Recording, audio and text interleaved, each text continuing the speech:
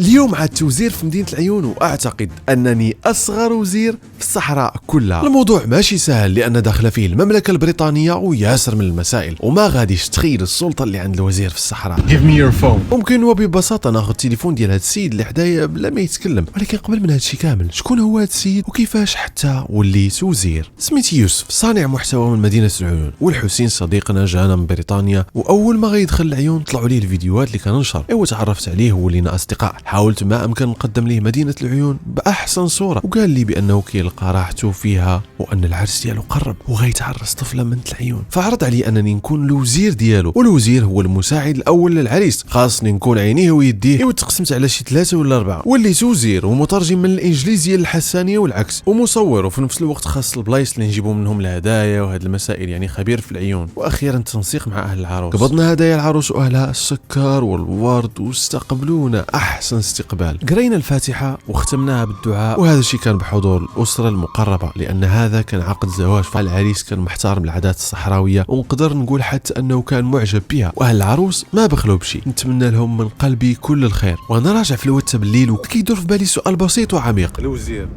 لابد لكم تعرس. In our tradition, when he is single, girl eyes on the single. ملي جاني هذا الجواب ارتحيت. نتوما شنو بان لكم؟ الوزير خاصكم تعرس والله؟ كتبوا لي في التعليقات.